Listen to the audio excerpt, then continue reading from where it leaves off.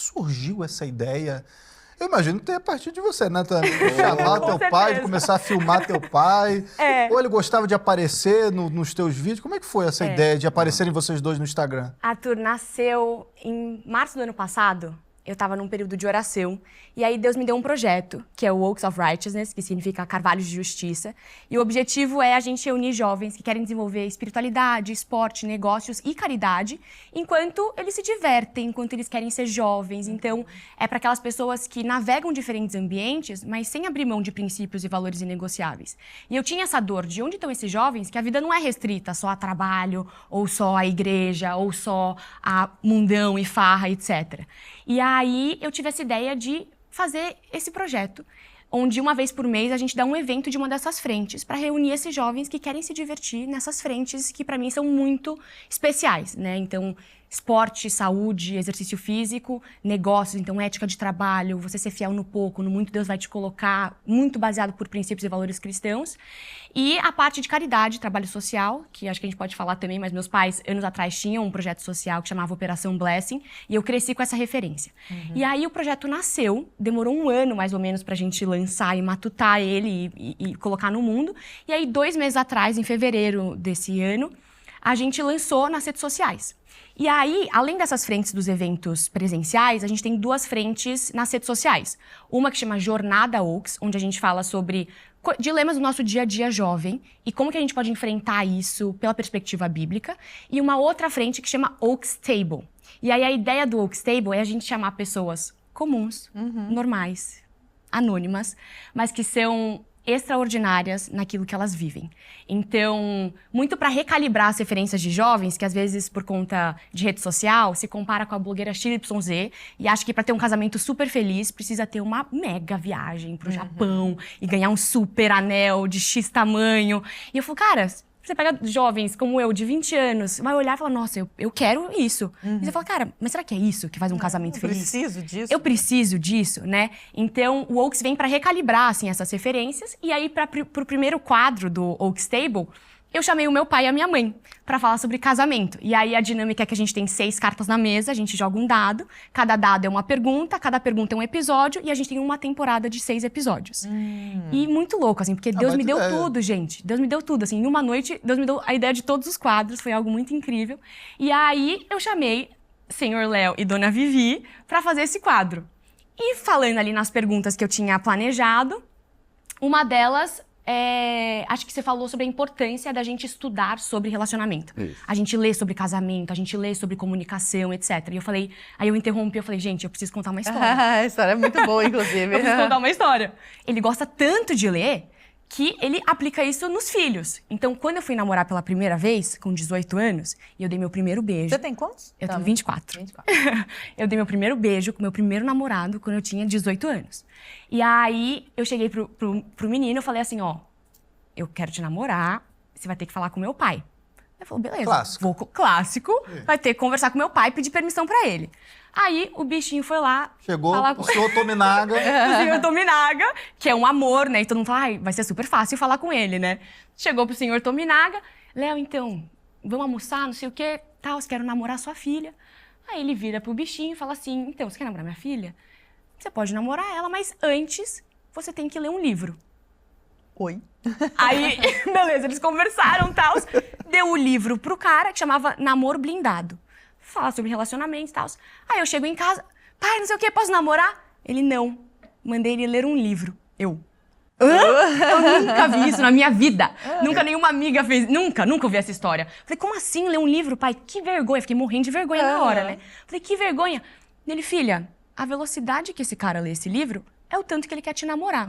Se ele demorar uma semana, um mês, ele não quer te namorar.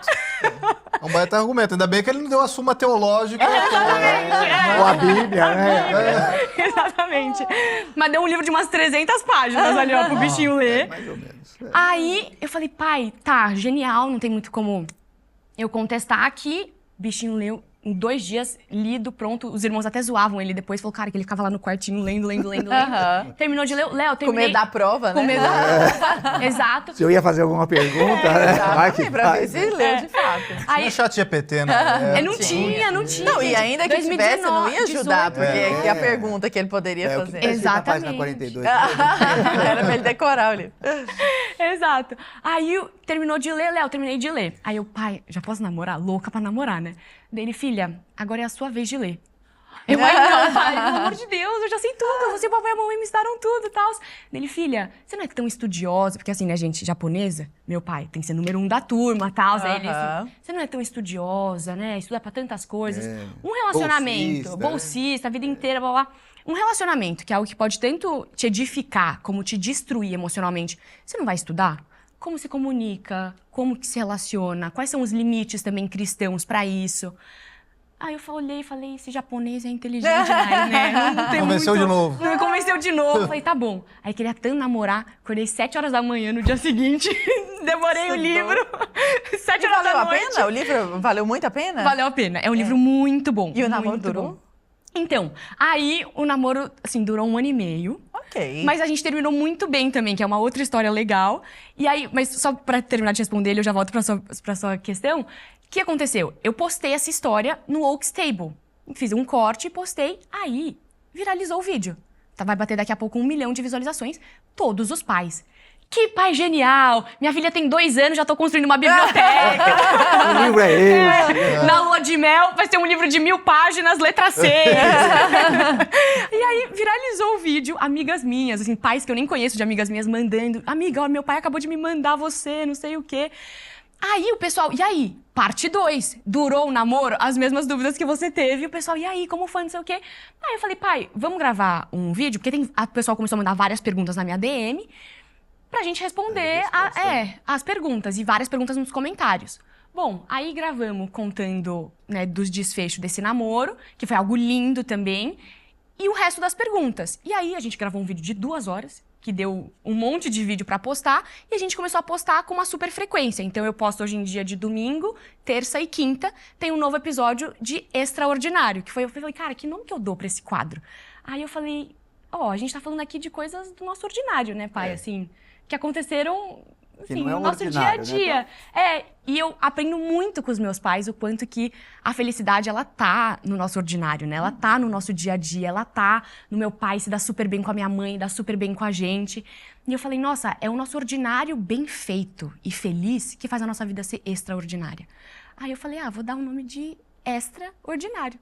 Muito bom. E aí, faz 1 mês e meio que a gente postou esse primeiro vídeo contando a história do livro. E vocês bombaram. E eu tô com 110 mil seguidores. É uma coisa assustadora, né? Assustadora. Não, e neste momento, desta transmissão, deve ser muito mais. Né? Deve estar aumentando. E já seguir. Exatamente. É. Que poder. E como é que foi pra você, Léo, participar de tudo isso?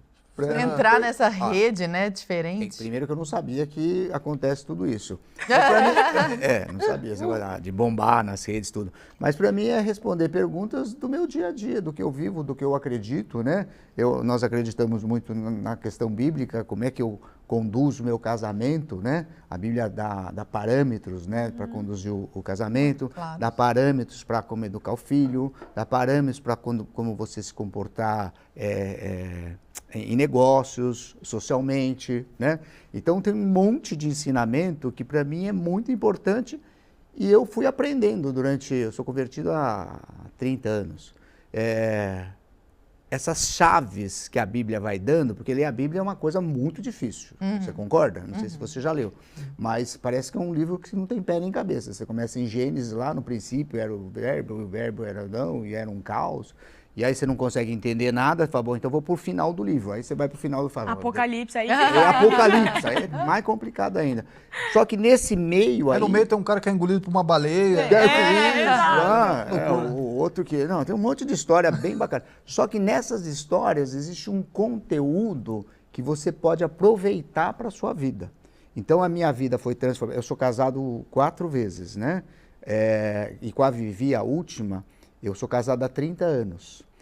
E foi depois que você se converteu. Depois que eu me converti, comecei a usar novos parâmetros. Por exemplo, uma coisa que que para mim era, sei lá, não valia nada. Fidelidade.